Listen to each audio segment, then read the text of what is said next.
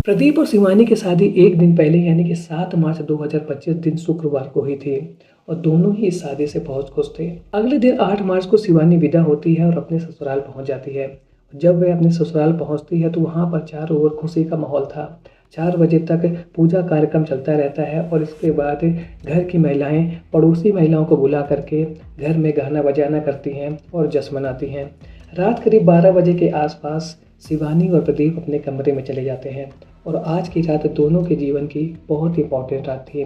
आज की रात उनके जीवन की सुहाग रात थी, जो कि एक नव दंपति के जीवन की सबसे इंपॉर्टेंट रात होती है। अगले दिन रविवार यानी कि 9 मार्च को घर में रिसेप्शन का प्रोग्राम रखा गया था और इस प्रोग्राम में उन सभी लोगों को बुलाया गया था जो किसी कारणवश इन दोनों की शादी में नहीं पहुंच पाए थे और इसी को लेकर के घर में तैयारी चल रही थी। घर वाले करीब 6 बजे के आसपास प्रदीप और शिवानी को जगाने के लिए जाते हैं। वे कमरे को नॉक करते हैं यानी कि खटखटाते हैं, लेकिन कमरे के अंदर से कोई भी आवाज़ नहीं आती है, कोई भी रिस्पॉन्स नहीं आता है। और इसके बाद परिवार वाले सोचते हैं कि हो सकता है कि दोनों शादी कार्यक्रम में कामकाज की वजह से बहुत ज़्यादा थक गए होंगे, हो सकता है सो रहे होंगे, ठीक है थोड़ी देर बाद इनको जगा देंगे। 7 बजे के आसपास एक बार फिर से परिवार वाले जाते हैं और गेट को खटखटाते हैं। उस समय भी कमरे के अंदर से किसी भी तरीके का रिस्पॉन्स नहीं होता। तो अब परिवार वालों को कुछ शंका होती है, उन्हें ऐसा लगता है कि एक बार हो गया, 1 घंटे बाद अब दोबारा भी हम नॉक कर रहे हैं, खटखटा रहे हैं, दोनों बच्चों को हम बार बार उनकी आवाज़ से बुला रहे हैं, लेकिन अंदर से किसी भी तरीके की कोई भी हलचल नहीं हो रही है, कोई भी रिस्पॉन्स नहीं आ रहा है। और इसके बाद परिवार वाले कमरे की खिड़की के लगे हुए शीशे को तोड़ करके अंदर जैसे ही झांक करके देखते हैं तो उनके होश उड़ जाते हैं। शिवानी बेड पर पड़ी हुई थी, वहीं प्रदीप कमरे में लगे हुए पंखे से झूल रहा था, यानी कि दोनों की मौत हो चुकी थी और उनकी सुहाग रात उनके जीवन की अंतिम रात बन चुकी थी। तो क्या कारण था प्रदीप और शिवानी की मौत के पीछे का, और क्या उन दोनों ने आत्महत्या की थी या यह एक हत्या का मामला था? सब कुछ जानेंगे आगे इस वीडियो में, लेकिन इससे पहले आप इस वीडियो को लाइक और चैनल को सब्सक्राइब जरूर कर लीजिए, क्योंकि ऐसे इंटरेस्टिंग और मज़ेदार वीडियो मैं हर रोज़ आप लोगों के लिए लाता रहता हूँ। तो कहानी की शुरुआत होती है उत्तर प्रदेश के अयोध्या के शहादतगंज थाना क्षेत्र से। यहाँ का रहने वाला प्रदीप अपने परिवार यानी कि अपने बड़े भाई और 3 बहनों के साथ रहते हैं। प्रदीप ज़्यादा पढ़ा लिखा नहीं है और वह घरों में टाइल्स लगाने का काम करता है, यानी कि वह टाइल्स का एक अच्छा कारीगर है। 1 साल पहले उसकी मुलाकात होती है शिवानी से। शिवानी का घर उसके घर से 25 किलोमीटर की दूरी पर है और उन दोनों की मुलाकात एक शादी में हुई थी। इसके बाद दोनों एक दूसरे को पसंद करने लगे थे और परिवार वालों ने दोनों की इच्छा के अनुसार ही उन दोनों की शादी तय कर दी थी। यानी कि 1 साल पहले अप्रैल के समय में प्रदीप और शिवानी की जो शादी थी दोनों परिवार वालों की रजामंदी से तय कर दी गई थी। और इसके बाद उन दोनों के बीच में मोबाइल नंबर एक्सचेंज होते हैं और दोनों एक दूसरे से बातचीत करते हैं। कुछ समय के बाद शिवानी अपने मम्मी पापा जो कि दिल्ली में रह करके काम करते हैं उनके पास चली गई थी।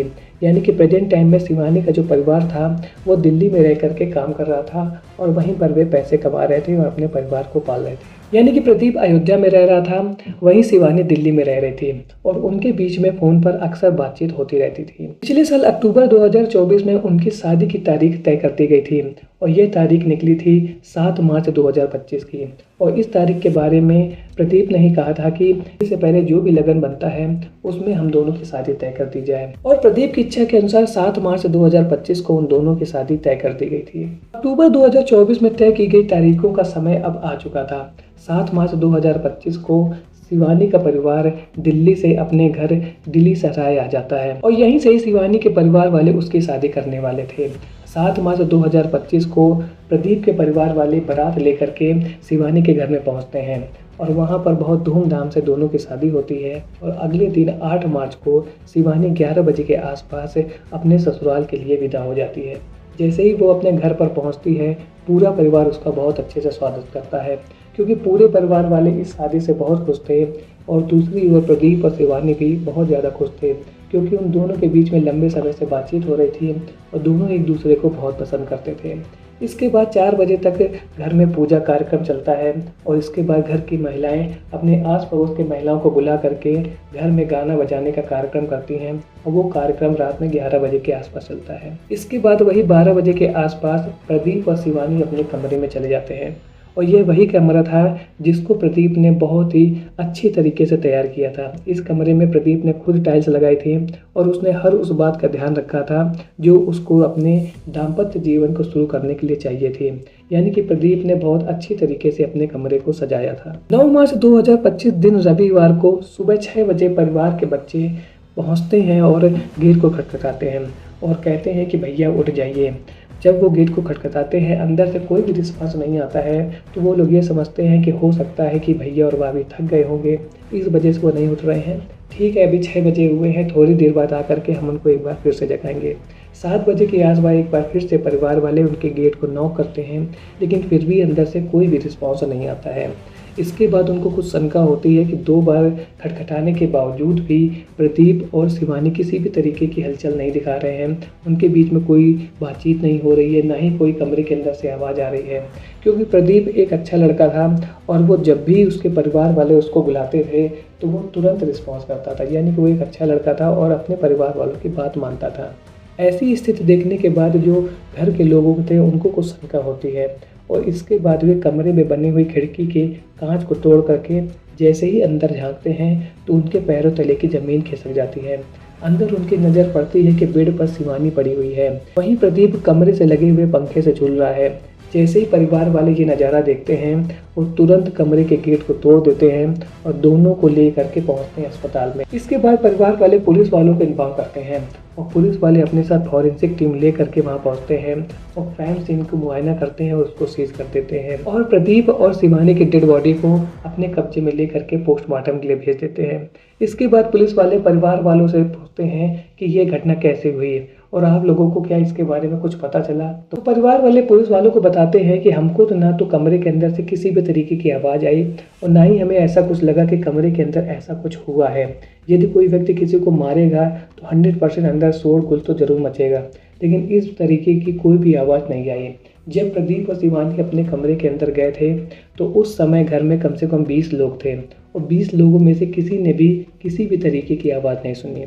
तो पुलिस वालों को ऐसा ही लगा कि कमरे के अंदर क्या हुआ होगा, इसके बारे में कैसे पता चलेगा।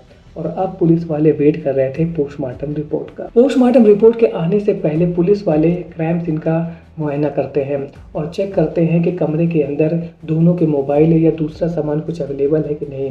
तो पुलिस वालों को प्रदीप का तो मोबाइल मिल जाता है, लेकिन शिवानी का मोबाइल वहां पर नहीं था। इसी बीच पुलिस वाले प्रदीप के मोबाइल को कॉल रिकॉर्डिंग डिटेल्स और मैसेज की डिटेल्स जानने के लिए जाँच के लिए भेज देते हैं।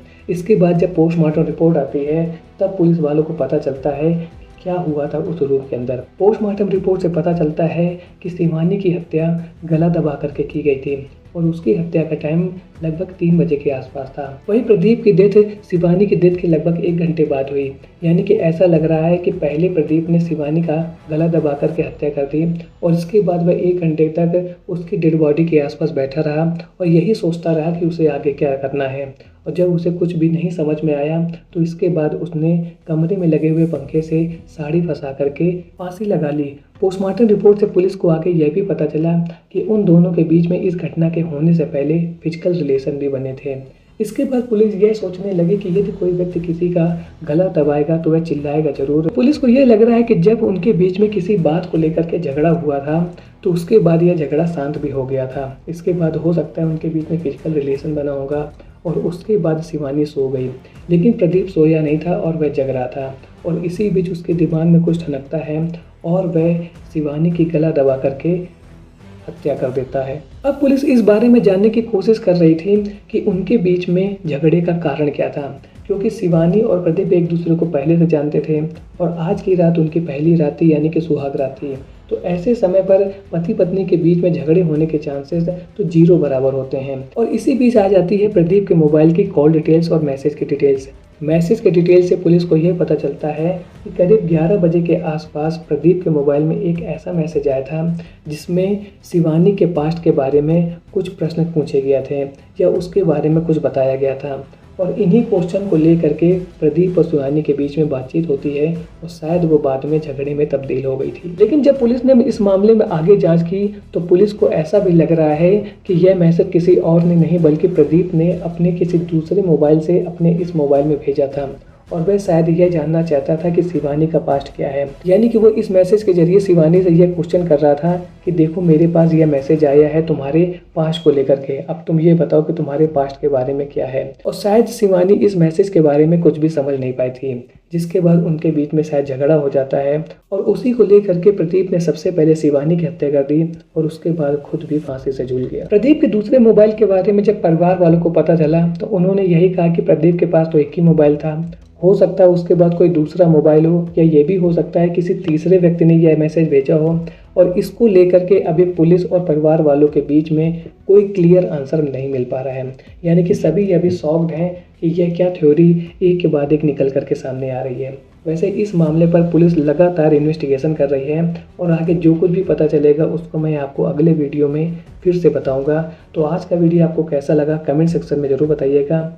आज की वीडियो में अभी तक देखने के बाद हमें यही पता चलता है कि शायद ये पूरा कांड शक के आधार पर हो गया और प्रदीप को कुछ ऐसा लग रहा था कि शिवानी के पास्ट के बारे में कुछ ऐसा था जिसके बारे में वो नहीं जानता था और वह अपनी फर्स्ट नाइट में इसके बारे में जानना चाहता था, जिसके बाद दोनों के बीच में झगड़ा हो जाता है और झगड़ा इस कदर बढ़ जाता है कि प्रदीप इतना बड़ा स्टेप उठा लेता है। वहीं प्रदीप का पूरा परिवार शॉक्ड है कि प्रदीप एक ऐसा लड़का था ही नहीं जो इतना बड़ा कांड कर दे। तो आज का वीडियो देखने के बाद हम लोगों को यही शिक्षा मिलती है कि हमें किसी भी डिसीजन पर, किसी भी निर्णय को लेने से पहले 10 बार जरूर सोचना चाहिए और सबसे पहले अपने लाइफ और अपने परिवार के बारे में सोचना चाहिए, जिन लोगों ने आपको पाल पोस करके इतना बड़ा बनाया है।